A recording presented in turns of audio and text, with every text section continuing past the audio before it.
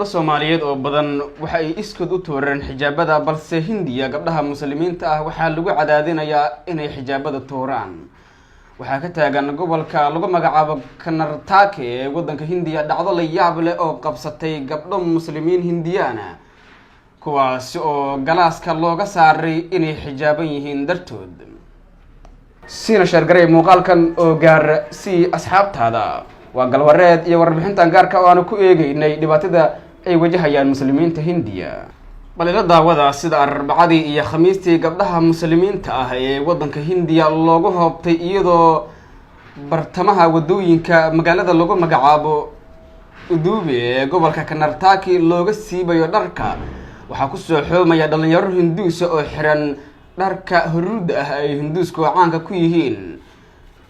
gabadhan oo lagu magacaabo Bibi Muskan Khan ayaa dhacdadan ku qabsatay afaafka hore ee dhismaha jaamacadii ay wax ka baranaysay.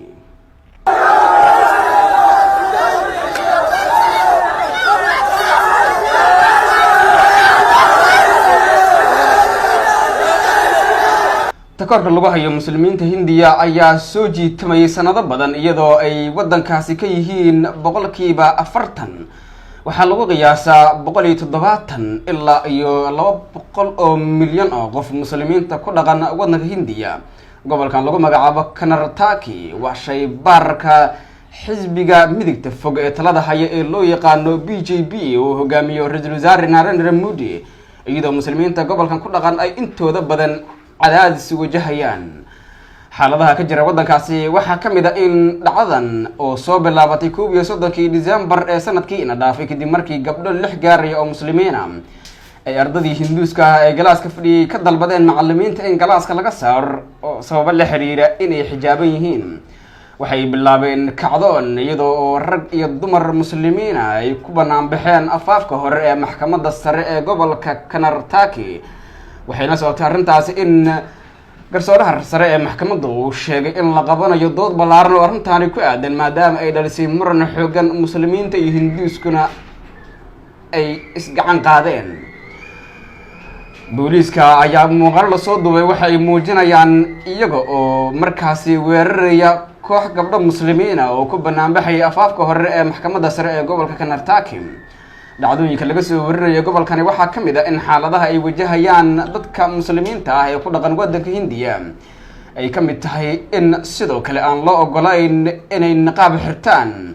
mid kamid ah dadka Hinduuska oo ololeeya oo la hadlayay warbaahinta ayaa waxa uu sheegay in aysan muhiim ahayn in la soo xirto niqaab ama xijaab maadaama ay iskuulada iyo jaamacaduhu leeyihiin uniform u gaar ah oo loogu talagalay in ardaydu xirtaan, ayna dharka gabdhaha muslimiintu xiran yihiin ay yihiin kuwa dheeraada oo loo baahan yahay in meesha laga saaro.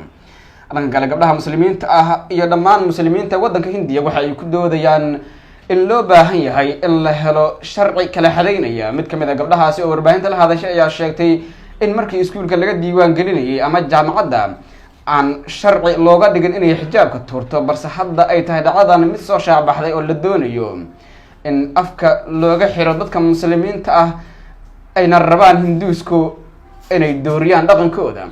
sidoo kale waxa ay sheegtay Bibi Muskan Khan oo la hadlaysay warbaahinta qof walba waxa uu leeyahay diin. sidoo kale waxa ay sheegtay in ay doonayso inay ku adkaato dhaqankeeda oo aysan marnaba danaynin inay faragashato dhaqanka Hinduuska ama diimaha kale ee wadankaasi looga dhaqmo. Malala oo ah gabar ka badbaaday hadda ka hor weerar ay ku qaadeen kooxda Taliban iyadoo oo ololeynaysa arrimaha muslimiinta haddana ku sugan wadanka Pakistan ayaa barteeda Twitterka waxa ay ku daabacday qoraal ay kaga hadlaysay sida ay arrintani Hindiya dhabarjab ugu tahay loona baahan yahay in gabdhaha muslimiinta ah loo madax banneeyo inay niqaabkooda xirtaan. waxay Twitterka ku qortay waa dhacdo xanuun badan oo u baahan in laga feejignaado in gabdhaha muslimiinta ah laga hor istaago inay xijaabtaan. waxay arrintani tilmaamaysaa sida ay Hindiya ugu dhabar adeegayso inay si weyn ula dagaalanto muslimiinta. sanadkii 2020 ilaa iyo 2021 waxaa socday kacdoonno ay wadeen dadka muslimiinta oo ka dhacay gobolada Hyderabad, Punjab iyo sidoo kale qaybaha kala duwan ee wadankaasi Hindiya, iyadoo masaajidyo la burburiyay sidoo kale dad muslimiin Hindiyaan ah guryahooda la baabi'iyay. waxay arintani ka dhalatay kadib markii muslimiintu ay kacdoon ka sameeyeen sharci baarlamaanka waddanka Hindiya la horkeenay oo ku saabsanaa in aan dhalashada Hindiya la siinin dadka muslimiinta ah ee gobolada kale ka yimaada sida gobolka Kashmir oo ay isku muransan yihiin wadamada Hindiya iyo sidoo kale Pakistan. tan iyo markii ay Hindiya ka qaadatay madaxbannaanideeda waddanka Ingiriiska, dadka muslimiinta ah ee Hindiya ku nool waxaa ku socday takoor diineed iyadoo in badan ay wajahayaan muslimiinta Hindiya dhibaatooyin kala duwan oo la xiriira in ay la kulmaan caqabado kaga yimaada Hinduuska ay la nool yihiin, waxaana lagu tiriyaa inay yihiin mujtamac ka mida kuwa laga tirada badan yahay ee ku dhaqan waddankan Hindiya oo ah waddanka labaad ee dunida ugu dadka badan. waxaad ku arkaysaa baraha bulshada Soomaalida sida aaladaha kala duwan ee TikTok-ga, Facebook-ga iyo sidoo kale YouTube gabdho Soomaaliyeed oo xijaabkii tuuray. Hindiyana waxaa gabdhihii muslimiinta ahaa ay si weyn kaga bannaan baxayaan iyaga oo weliba u dagaalamaya sharaftooda inaan xijaabkooda laga siibin, waxayna ka doorbideen arrintaasi in ay dhabarka u ritaan dhibaatooyin kaga imaanaya Hinduuska iyo sidoo kale qaybaha kala duwan ee mas-uuliyiinta waddanka Hindiya. ciidamada booliisku wararka aan helayna waxay sheegaan in aanay marnaba u jixin dadka muslimiinta ee banaanbaxayaasha ah, halka kuwa Hinduuska ah ay ciidamadu ka hor istaageen markay u baahda inay galaan xarumaha ay ku sugan yihiin dadka muslimiinta ah. jaamacadaha, iskuulada sare iyo sidoo kale qaybaha kala duwan ee goobaha waxbarashada ayaa ka mid ah meelaha sida weyn looga dareemay cadaadiskan muslimiinta ku socda, iyadoo gobolkan Karnataka inta badan la xiray goobihii waxbarashada, albaabadana la isugu dhuftay xarumihii caafimaadka ee ay muslimiintu ku badnaayeen. nugul wada qaybta faallada ama commentiga aragtidaada siina share garay muuqaalkan oo gaar si asxaabtaada.